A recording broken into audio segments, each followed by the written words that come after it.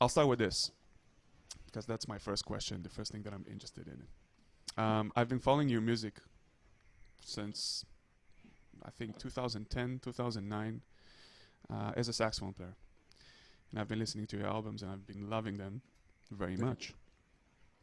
And I believe around 4 years ago or 5 years ago, I came across suddenly a video of yourself playing the iwi. And I was surprised. It was a very pleasant surprise, but it was something that I didn't expect. And it could be me. And the reason for that was because being a saxophone player, living in New York, East Coast, jazz scene, all that stuff, gives a very strong image of a jazz saxophone player. Um, and then suddenly you're holding an iwi in your hand, which is an instrument that's associated with back in the 80s, West Coast, Hollywood, you know, all that stuff. So that got me real curious. How did you pick up the iwi? Well, there was a seed planted with the iwi back in a 17-year-old version of myself. I went to the Monterey Jazz Festival and I saw the Yellow Jackets. And the first person I ever saw, or the first introduction to the iwi, was Bob Mincer. And it was a Sunday afternoon. I think it was 2000, or excuse me, 2000, 1997, actually, or 96. It may have been one of those years. And he just did this run. I don't know if it was a sound check or could have been whatever it was, but he went to the top and to the bottom, and I was like, okay, that's something I need to have in my life. So I was still in high school, but that was the seed that eventually grew. So I eventually went to Berklee College of Music, and there was an iwi class. So, and I saw that on the roster. I'm like, well, that's my thing. I'm gonna take this class. There was a lab, they called it iwi lab, and I did that one class. I think they were the 30/20, but it's so long ago I can't remember which iwi it was, but it was a little more uncomfortable than the current one, um, a little harder to play, and then I didn't really touch iwi after that. I didn't have my own, so we used the school's instrument at that point. So then fast forward to 2006 or seven, Rayburn Music in New York, which is right behind Lincoln Center. I walked in to get some reeds, and they had one on the wall, 4000S. That's the first time I had ever heard of it. And I couldn't afford it at that moment, but I took note of the price tag, and within a month I came back and bought it. So I remember very vividly that first day buying it, and I didn't have a car at that time. From the store, I took a train down to Princeton University to visit my cousin down there, and I remember just taking it out and trying it at his house and plugged into a little crazy boombox speaker thing. Um, and I had no reading directions or anything, and I was completely lost. I mean, it was a little more.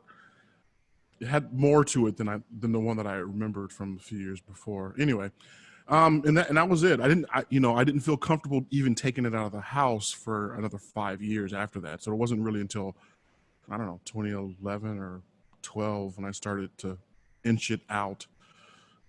So yeah, that's the beginning. Wow. And what was the first thing you ever did with the iwi, project-wise? Mm, well, there was a group I had with, or still, I would like to say still have, with Gilad Hekselman and Adam Aruda. It's a band titled Three We. It's just the three of us. And it's, I also play upright bass. I don't know, not many people know that, but so one of the things I love about the iwis is, to me, it's kind of a mix between the saxophone and the bass in terms of the range. So in that group Three We, Gilad Hekselman has what's called a super octave or super octave pedal, where he can play bass, and then while he's playing bass, I'm soloing, and vice versa. When he's soloing, I'm playing bass, and it's a really fun group. We have kind of our own repertoire. that we've put together for it. And you know, we've done quite a few gigs around New York. It's been a couple of years, honestly, since then. But and it's been creeping into my, you know, acoustic world as well, with polarizing reactions, we'll say. I'm curious to hear about those polarizing reactions. Yeah, we can get into that if you want. Well, maybe give me a summary. Yeah, well, it's in some venues, in some situations, it is not welcome. Um, Especially, I mean, most people, I guess, know me more as a saxophone player, and it's funny, the polarization, it doesn't go along generational lines. It's really a particular thing. I mean, there's older cats I've played. I mean, Al Foster loves it when I bring it in his Oh, band. really? Wow. Yeah. There's a couple songs that, you know, when we were playing a lot more regularly, where he, you know, like Cantaloupe Island and one of his own tunes as well that he'd like to hear Iwi on. And Kenny Barron has actually asked me, you know, has opened the door to bringing it in. I've personally never felt quite ready to bring it into that situation. Just, I don't know, maybe it's a personal thing. But anyway, there's some younger folks who don't like it and some older folks who love it. So, I mean, it's just a thing. I've even had venues say, you know, is it okay if you leave that at home? Talking about the Iwi. Yeah. So you know, it happens from time to time. So that's actually, you know, it's kind of forcing me to want to have a dedicated Iwi project. You know, either 3 or I've actually started another group that is releasing a record in a couple of few months here.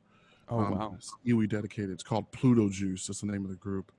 We recorded about a year ago, and we're just kind of in the final mixing and mastering phases. So, Who's on it? it's a great electric bass player called Rich Brown. He played with Steve Coleman and Andy Milne, and the co-leader is a drummer from actually all these guys are from Toronto. Although the drummer lives in LA, his name is Anthony Fung. He's a great drummer. He was in the Monk Institute, has his own records that have come out. And the guitarist is a young cat who went to Berkeley as well, but now lives in Toronto. His name is Andrew Marzotto.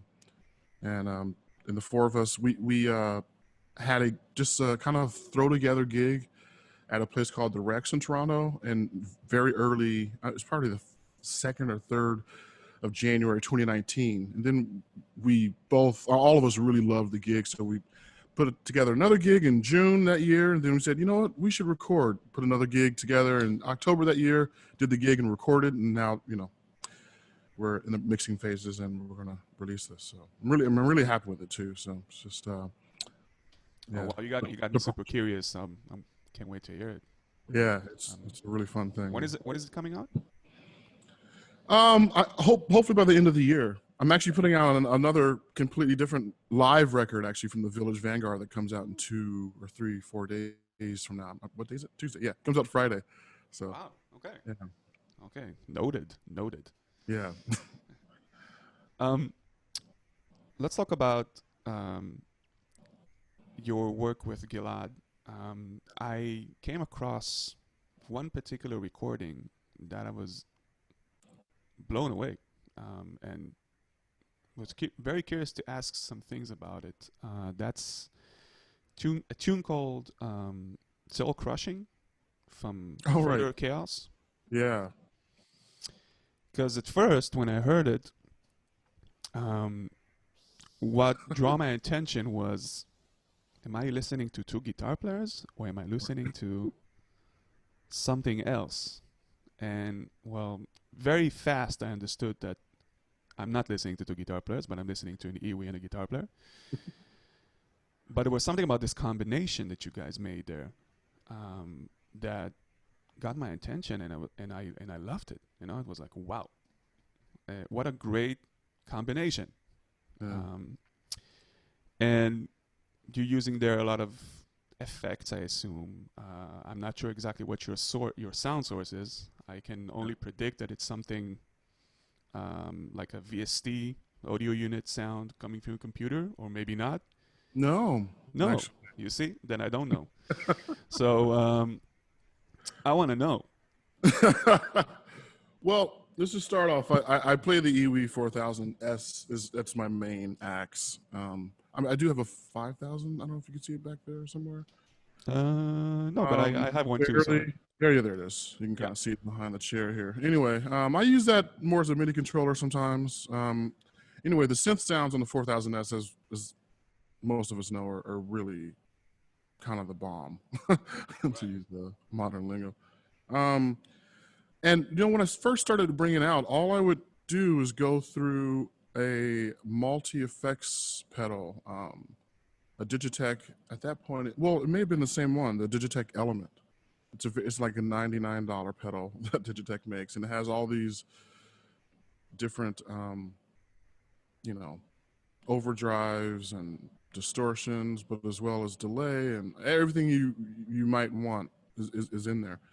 But my main purpose was, so I write a lot of tunes on the B3 organ as well. I should show you. I have a B3 here that my grandfather got. Wow, I gotta ask you something about that, but I'll do that Sure, later.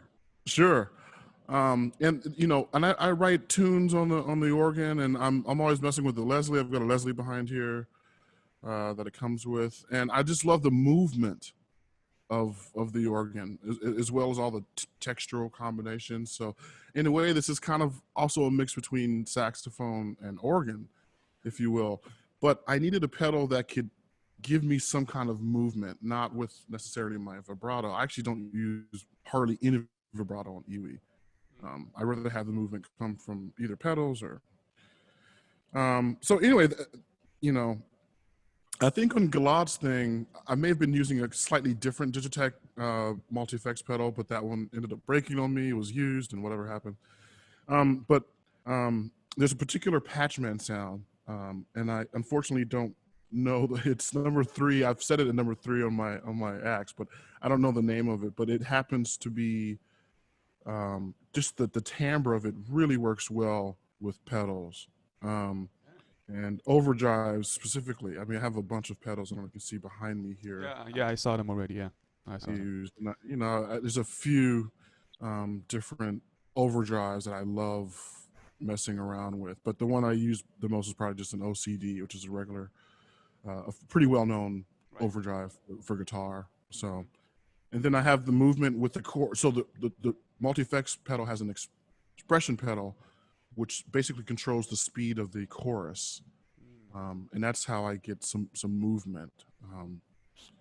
And I started using that kind of effect on saxophone with pedals before I even got into EWI. So I knew that was something I wanted with the EWI. And then that's it. I mean, my pedal, I can't unfortunately show you my pedal board, which is kind of down here, but it's full. I have quite a few pedals here now. There's a Electro-Harmonix Attack Decay, and a, what is that company? It's I'm sorry, I can't remember the name of the company, but it's a plus pedal. It's like basically a sustain pedal. Is that something like a freeze pedal kind of thing? Yeah, it's like a freeze pedal, but it literally looks like a. Hold on.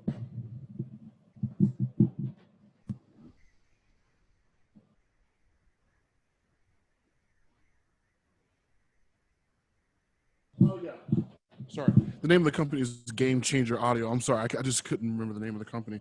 But they also make a lot of really unique high-end pedals. One's called the plasma pedal. It's like an electronic plasma distortion pedal where you can actually see the current. It's kind of some crazy stuff, really inventive stuff this company makes. But this one, I know Pat Metheny uses this pedal as kind of like a freeze, and it's actually more probably used for acoustic instruments, but it just works well with the EWI.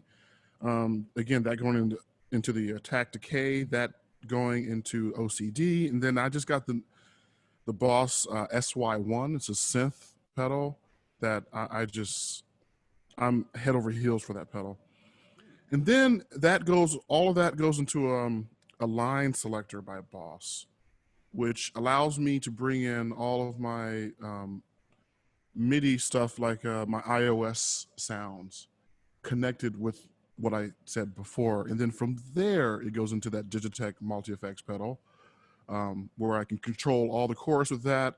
And then out of that, I have a Canyon delay pedal, electro harmonics, go into a Neunauber reverb, which is one of the most amazing reverbs I've ever played on anything. And then I have a couple loopers set up to it, and then it goes out, and then that's basically my normal setup at this point. And I can always pare that down to just the Digitech pedal. So it's literally this, a chord, Digitech pedal.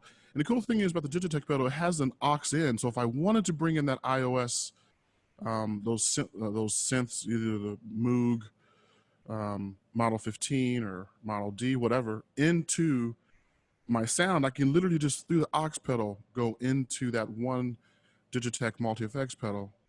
The aux cable into the MIDI of into the multi-effects pedal, and then that's it. I mean, you can get so much with two things: an iPad or even an old iPhone, the multi-effects pedal, and that's it. And the EWI and the cable, and your gig, you're ready to go. So I can, it's expandable, thankfully. And not every gig do I want to bring in, the whole rig. So. No, I totally get it. I use myself a lot of analog gear, so I know exactly the logistics behind it. Yeah, I want to hear what you're up to as well, man. I have all the EWIs. Cool. The old ones, including, yeah. Wow. I do. Yeah. And what I can say is that for these analog classic type of sounds, if you're looking for that, then definitely EWI1 is the best one. Interesting. For me. EWI1. Like 1000, the one that you saw probably Bob Mintzer play back in the day. Right. With Yellow Jackets. So that 1986, 87 one, the first one. Yeah. I got super lucky. Somebody in the Netherlands, had them, didn't use them. I got them from him, and I have a stack of them at home. None of them all in good condition, so I had to do some repairments and stuff. But and I even changed the cables because some of the original cables that come with it are very dodgy. So I had somebody take over, change the plugs to like a screen VGA cable thing, so I can connect the EWI towards, to the module and out, and it works. So and that module, that EWI is it's the closest EWI, funny enough, for me. If I compare it to the saxophone, it feels closer to the saxophone than the other EWIs because it's a more physical EWI. The sensors on this thing are less sensitive. Never knew that, man. But then again, it is a great analog machine. It's just that, and the filter is amazing. The resonance is amazing. But again, it's you have to carry it everywhere you go. Yeah. Oh, right. So you cannot. Yeah, you cannot play the 1000 without its module. You can chain it later via MIDI somewhere else, but you always have to have it with you. With the module, that's right. Well, man, I mean, whatever you need to do to get the sound you want to get. That's correct. I agree. Definitely. And for the rest, then it's since 5-6 years by now. Dave Smith Evolver. The small one, the desk version. Keys, yeah. Matrix Oberheim 1000. Cool. Rack version. And am I forgetting something? No, that's it. And the rest, I have also, of course, a lot of VSTs and stuff like that. But live, I'm still with those guys. Yeah. Yeah, I hear you. Do you ever use any of the iOS apps? Tried. I mean, in general, I have difficulties with VSTs and and digital applications and apps in general. Yeah, they're good. I mean, they're great, but they always kind of sound the same to me. I don't know. You know what I mean? Like analog is always about. It is always different. Yeah. Somehow. So you know, especially when I play the 1000, I spend a couple of minutes every time I turn the machine on. I gotta spend a couple of minutes just to tweak it back to where I want it to be. So, and it's always different. The way that it plays suddenly is like, oh, wait a second, you know, I need to. It was not like this yesterday, so I need to tweak those knobs again. Wait a second, yeah. It's like But then again, it can also surprise you. It's like, wow, man, it sounds great. I hope I can play that. I hope it sounds like this tomorrow. Oh man. Wow. So that. I also had a great experience with the Prophet 6. Yeah. I made an album actually with it. I would love to share with you. Yeah, please, man. So you can check it out. And again, that was a mind-blowing experience. The Prophet 6 is just amazing. Yeah. Amazing. Matt, I don't know if you know Matt Morantz. I'm pretty sure you do. Sure. Yeah. He's got a couple of those. You know, yeah, they're amazing. Yeah. Yeah, I know he's busy a lot with FM synthesis, right? With all these DX type of instruments. Yeah. He got into that a lot. For me, still, you know, VCOs, analog VCOs like the 1000, like the Prophet 6, and some DCOs like the Evolver and the Matrix are still somehow, for me, much more expressive than the rest of the instruments that I play till now. Although, you know, I had a conversation with Judd Miller a week before. He's a contact guy, and he loves it. Interesting. You know, for him, that's the thing. And of course, when you hear him play it, it sounds amazing. I cannot get that result. I don't know. You never know, man. You never know, of course. But I just cannot. I never managed to, and just that. I had some good experience with. Oh, by the way, another thing I forgot. Another synth in my chain is the Dayna sample expression. I don't know if you heard about it. Oh, I've heard of it. DYNA, right? DYNA, right? Yeah, yeah. I've actually heard of it and not heard it yet. So, yeah. So it's I have some recordings with it. I will show you. Cool. I'll share with you so you can listen to it. Awesome. It's a sampler, but it's a very good sampler.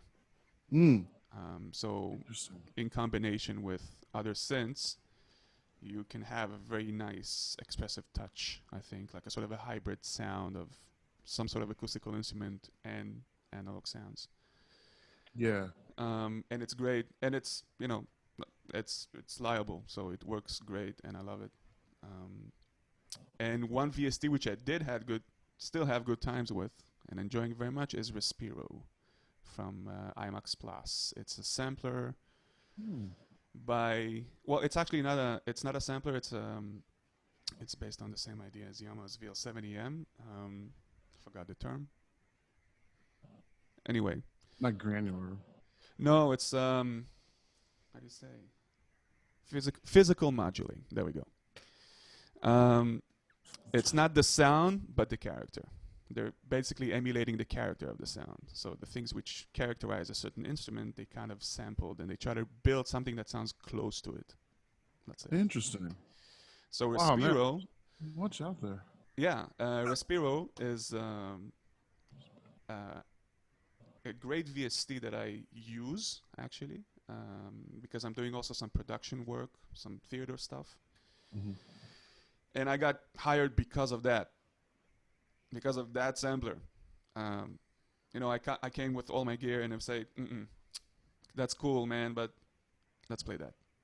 And I think one of the reasons they chose that sound is because that's a very powerful VST that can really play from zero. I mean, I don't know if you ever had any experience with, I mean, when you program an EWI patch, there's always a sort of a beginning to the sound, right? Like it's, right? It doesn't go from like, that's the only VST, and actually the only synth that I know till now that can really play from zero. Including the on boards? Including. Yep. Including. I mean. Okay, well, you kind of sold me just on that there, buddy. I'm like, well, okay, well, carve out some of my budget for that. Yeah, I mean, it's just, this is from my experience. I don't know. I mean. Yeah. But then again, Judd plays the contact samples and he sounds amazing on them, and I'm like, man, I don't know how you do it, but I love it. It sounds great. I cannot play like this. I don't know. Oh, I'll mess with the contact for like keyboard stuff, but I've never really played them through iwi. It's interesting. Yeah. Man, thanks so much for having this series, man. It's like it's long overdue. Long overdue. It's long. Well, thank you. I'm very happy to hear that. It's so inspirational. Let's say to get a chance to talk with people about because social distancing, all that stuff. It's like damn. Yeah. Enough. So at least we have the chance to do stuff like that. The organ, I wanted to mention. So it's funny that you mentioned the organ, because one of my favorite instruments, and I think even responsible in a way for me playing iwi, is the organ, because left hand bass. That sound, Larry Young, Larry Goldings, Jimmy Smith, of course, the greats, that sound language, if I'll put it this way, I don't know. I transcribed a lot of left-hand bass on organ for the iwi, with the iwi. Because there's some sort of a similarities for such a muffled type of sound, which is not really, it's not so highly attacked.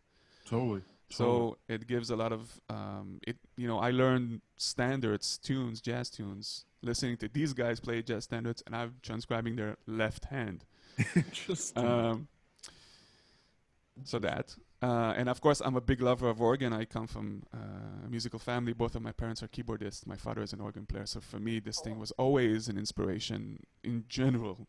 And every time I see an organ, I'm like, Yeah, play that. I could just play a chord, Yeah. Love it. If I play saxophone, I will, I will always love to have an organ player next to me. But, that's something about that instrument is just, blowing away. I don't know. It's amazing. Yeah, man. No, seriously. And, I should mention I love Samuel's bass playing. I mean, I love his playing on anything, but that's correct. Left hand playing, man. It's it's full of dynamics, is what I'm trying to say. Right. It's never staying still, and sometimes it's it's really, anyway, it's really interesting. So yeah, it's awesome, man. Yeah, I mean, what are your thoughts about? Would you say that by playing the iwi, something changes in your saxophone as well? So okay, yes. Big time. To play you can't play the iwi like you play saxophone. I mean, you have to be way more relaxed in order to be precise. Right. And also, I take advantage of the fact that I can, I can almost turn. I could really have it play itself. It could be so light that I can just whisper into it and play. So I tend to have it really light on the breath sensor because, I play enough effort of my life playing on the saxophone. Why not just revert it and make it easier? But yeah, my technique, I think, on saxophone is greatly improved. And when I'm learning songs, if they're really hard or not, if I know that if I know them, if I learn them on iwi, when I pick up the saxophone, I'm totally fine. Okay. So and it's funny, man. I listened to Michael Brecker pre-iwi and post-iwi. I don't know. To me, I feel there's a difference. I mean, there's obviously probably a difference in his sound as well. I know in the early 80s he had maybe surgery or something happened to his neck. And I think that's around the time he started playing Gardala. So that's maybe a different setup also. But that first record that he put out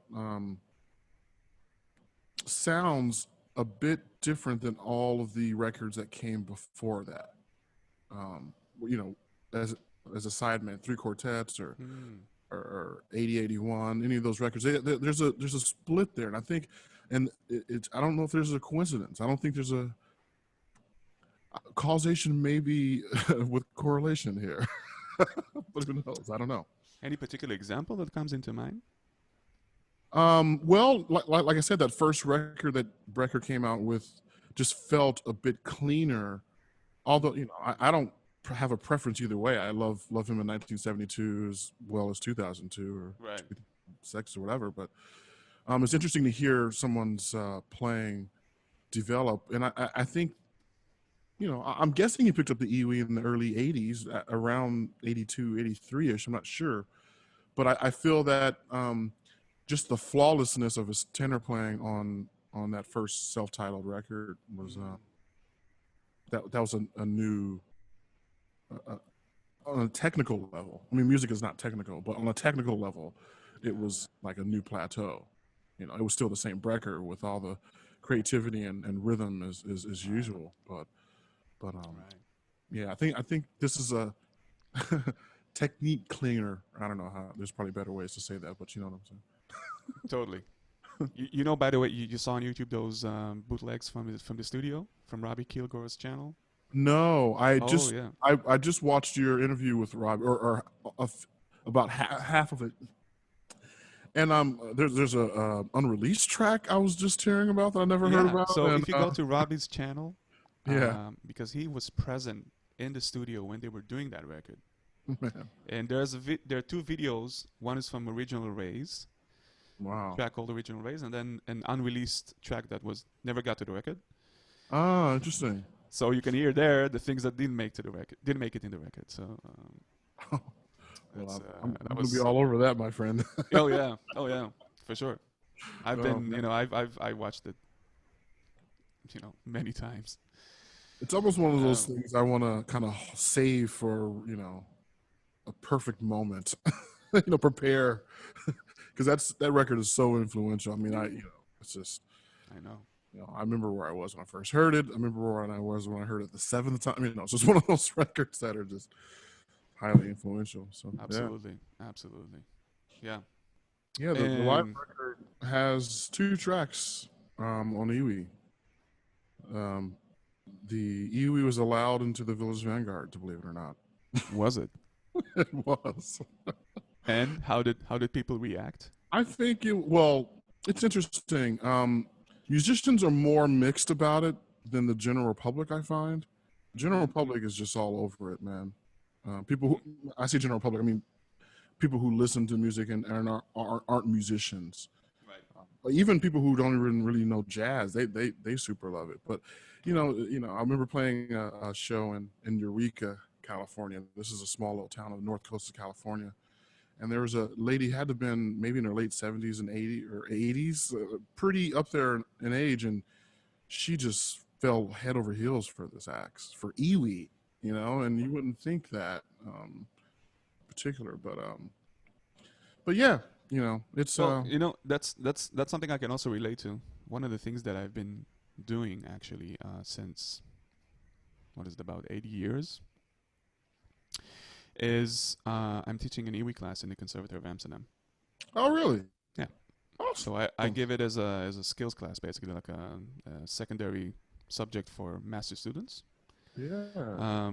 Because I did my master's on EWI, because not on EWI, on saxophone, but you had to have a research for your master's, sort of a subject that you go into. And I came up with this idea for this class, and I wrote material for it, and went on, deep in, and I'm just playing EWI mainly today more than I play saxophone. Wow. So that's one thing, but the second thing, which is funny, is because I'm also giving private lessons. Almost most of my students are above 50 years old. Wow. That want to play the EWI. Interesting. And that's interesting, man. I guess it has to do, first of all, with the practicality of the instrument, because it's an easier instrument to start playing. I guess it has to do with maybe because it reminds them their youth.